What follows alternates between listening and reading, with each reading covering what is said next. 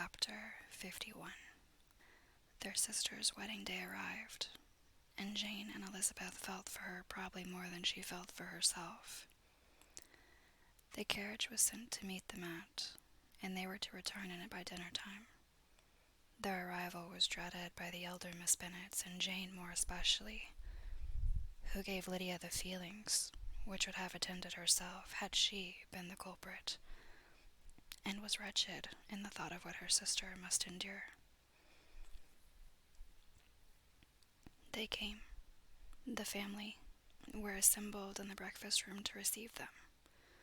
Smiles decked the face of Miss Bennet as the carriage drove up to the door.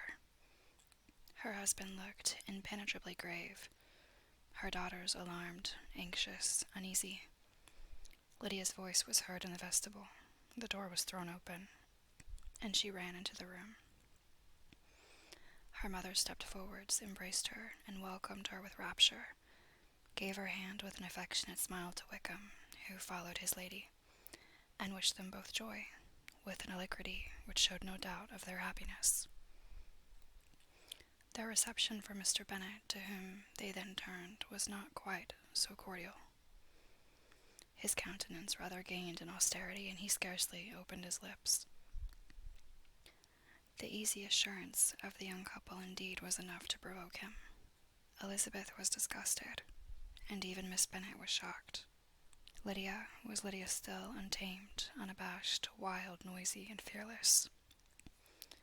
She turned from sister to sister, demanding their congratulations, and when at length they all sat down, looked eagerly round the room, took notice of some little alteration in it, and observed with a laugh that it was a great while since she had been there.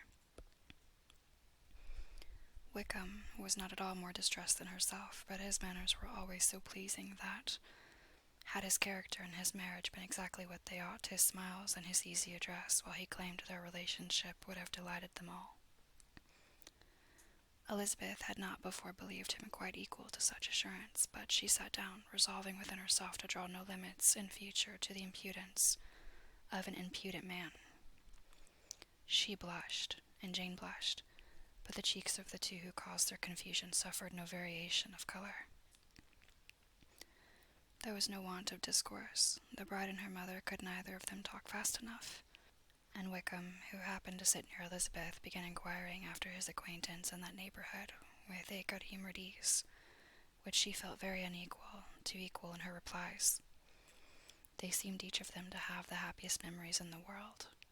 Nothing of the past was recollected with pain, and Lydia led voluntarily to subjects which her sisters would not have alluded to for the world. "Only think of its being 3 months," she cried, "since I went away. It seems but a fortnight, I declare, and yet there have been things enough happened in the time. Good gracious! When I went away, I am sure I had no more idea of being married till I came back again, though I thought it would be very good fun if I was." Her father lifted up his eyes. Jane was distressed. Elizabeth looked expressively at Lydia, but she, who never heard nor saw anything of which she chose to be insensible, gaily continued, "Oh, mamma, do the people hereabouts know I am married today?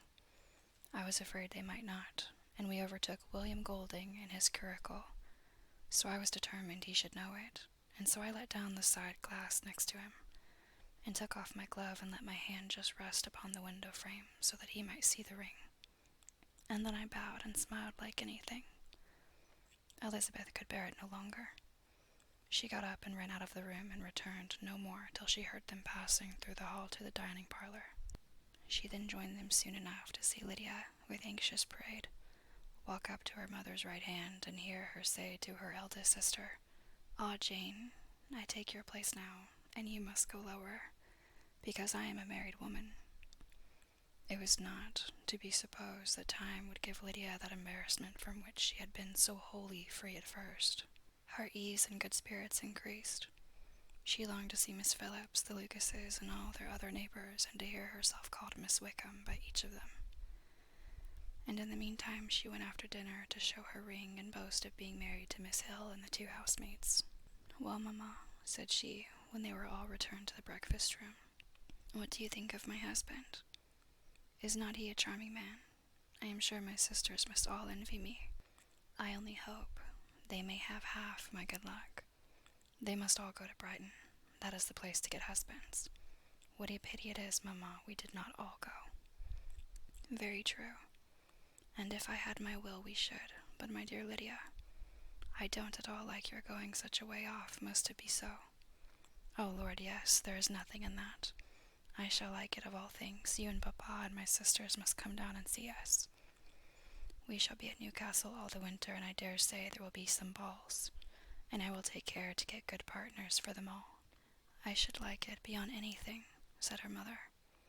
And then when you go away, you may leave one or two of my sisters behind you, and I dare say I shall get husbands for them before the winter is over. I thank you for my share of the favor, said Elizabeth, but I do not particularly like your way of getting husbands. Their visitors were not to remain above 10 days with them. Mr. Wickham had received his commission before he left London, and he was to join his regiment at the end of the fortnight. No one but Miss Bennet regretted that their stay would be so short, and she made the most of the time by visiting about with her daughter and having very frequent parties at home. These parties were acceptable to all. To avoid a family circle was even more desirable, to such as did think than such as did not. Wickham's affection for Lydia was just what Elizabeth had expected to find it, not equal to Lydia's for him. She had scarcely needed her present observation to be satisfied, from the reason of things that their elopement had been brought on by the strength of her love, rather than by his, and she would have wondered why, without violently caring for her, he chose to elope with her at all, had she not felt certain that his flight was rendered necessary by distress of circumstances, and if that were the case, he was not the young man to resist an opportunity of having a companion. Lydia was exceedingly fond of him. He was her dear Wickham on every occasion. No one was to be put in competition with him. He did everything best in the world, and she was sure he would kill more birds on the 1st of September than anybody else in the country. One morning soon after their arrival, as she was sitting with her 2 elder sisters, she said to Elizabeth, "Lizzie, I never gave you an account of my wedding, I believe. You were not by when I told Mamma and the others all about it. Are you not curious to hear how it was managed?" "No, really," replied Elizabeth. "I think there cannot be too little said on the subject. La, you are so strange. But I must tell you how it went off.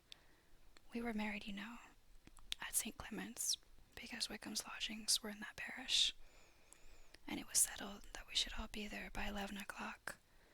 My uncle and aunt and I were to go together, and the others were to meet us at the church. Well, Monday morning came, and I was in such a fuss. I was so afraid, you know, that something would happen to put it off, and then I should have gone quite distracted. And there was my aunt all the time I was dressing, preaching, and talking away just as if she was reading a sermon. However, I did not hear above 1 word in 10, for I was thinking, you may suppose, of my dear Wickham. I longed to know whether he would be married in his blue coat. Well, and so we breakfasted at 10 as usual. I thought it would never be over, for by the by, you are to understand that my uncle and aunt were horrid unpleasant all the time I was with them. If you'll believe me, I did not once put my foot out of doors, though I was there a fortnight. Not one party or scheme or anything. To be sure, London was rather thin, but however, the little theatre was open. Well, and so, just as the carriage came to the door, my uncle was called away upon business to that horrid man, Mr. Stone. And then, you know, when once they get together, there is no end of it. Well, I was so frightened I did not know what to do, for my uncle was to give me away.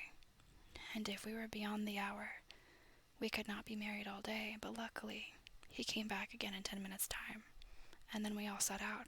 However, I recollected afterwards that if he had been prevented going, the wedding need not be put off, for Mr. Darcy might have done as well." "Mr. Darcy?" repeated Elizabeth in utter amazement. "Oh, yes. He was to come there with Wickham, you know, but gracious me, I quite forgot. I ought not to have said a word about it. I promised them so faithfully. What will Wickham say?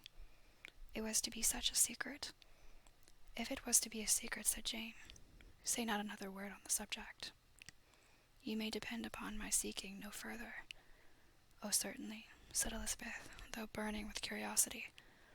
"We will ask you no questions." "Thank you," said Lydia, "for if you did, I should certainly tell you all, and then Wickham would be so angry." On such encouragement to ask, Elizabeth was forced to put it out of her power by running away. But to live in ignorance on such a point was impossible, or at least it was impossible not to try for information. Mr. Darcy had been at her sister's wedding. It was exactly a scene, and exactly among people where he had apparently least to do and least temptation to go. Conjectures as to the meaning of it, rapid and wild, hurried into her brain, but she was satisfied with none. Those that best pleased her as placing his conduct in the noblest light seemed most improbable.